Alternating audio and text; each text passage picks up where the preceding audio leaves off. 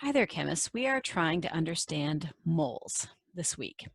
And it's kind of complex. Sometimes people have trouble with this, but I just want to try to make it simple to understand why sometimes it's useful to weigh things in order to count them.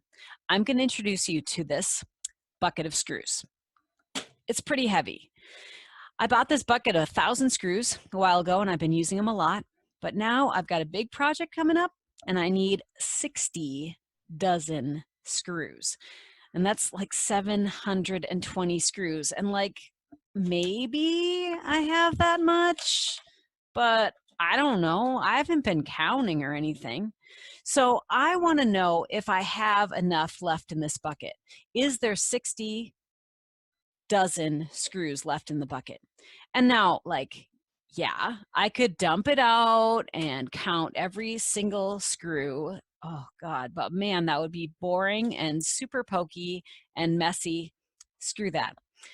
I also could use my scale to count them. So let me show you how you can use the weight of something to count it. And that's what we're going to be doing with atoms and molecules, but I just want to kind of show you how it works in everyday life, because this is a totally common thing that people do in industry and all kinds of things. So what I've got is I've got 12 or a dozen screws here. So I've got my 1 dozen. I need 60 dozen. So here's 1 dozen, and I'm going to, first I'm going to turn on my scale and make sure that it's on, and you can see that there it is, and it says it's in grams, and it's 0 when I start. So let's put my dozen screws on there, all dozen, all 12. There's my dozen screws, and it says that it is 27 grams is 1 dozen. So I'm going to just write that down for myself so I don't forget. So 1 dozen screws equals 27 grams. Okay, so I can remember that for later. So 1 dozen screws is 27 grams. So then I go, okay, I know how much that is. So then how do I figure out how much is in this bucket? Well, I just put all those screws, that other dozen, in there. Okay, so I can just weigh the whole darn bucket and just see what it is. And there we've got it saying 18, wow, 1,810 grams is what it weighs. Now, you might say, well, now, Ms. Forsman, that includes the weight of the bucket. And you would be right. So if I, like if I just wanted to know that I had enough screws, I didn't have to be so very precise in my measurement, then I could probably just do that. But hey, I got plenty of ways to do this. I can also take, if I have a bucket that's just exactly the same, put that bucket on there and see, oh, that was only 83 grams. So that would be, that was a couple dozen screws, right? Just for that, that bucket. So what I'll do is I will, just like your scales, zero it out so the bucket counts as nothing, and then put my bucket back on,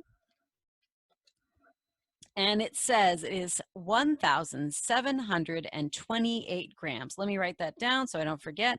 So bucket, 1 bucket equals 1,728 grams. And now I'm hoping that you might be able to figure out if I have enough, because I want 60 dozen screws needed. Do I have 60 dozen? Is that enough? Do I have enough? And I'm going to just see if you can figure it out, and I'll pause here and we'll come right back. Okay, so let's see if I have enough. So I know that a dozen is 27 grams, and the whole bucket is 1,728 grams, and I need 60 dozen. So somehow I've got to convert 60, I need to change 60 dozen into grams so that I can compare and see if I have that many. So if I say, I want to know what is 60 dozen equals how many grams? That's my big question. So I want to figure that out. And I think I can do that pretty easily. It's a lot easier than counting out a big pile of screws. I'll tell you that much.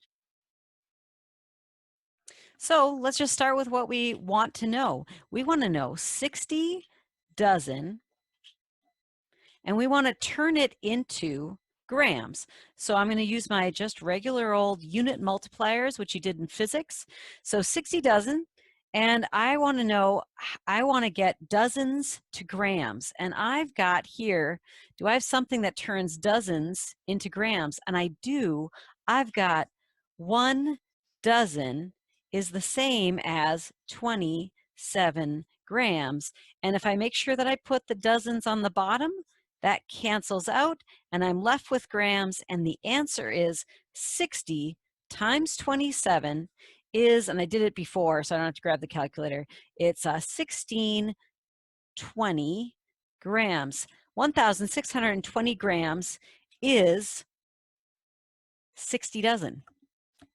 And that's how many grams I want. And if we look, oh yay, I have 1,728. So hey, 1,728 is bigger than 1,620. So I have enough screws for my project. There.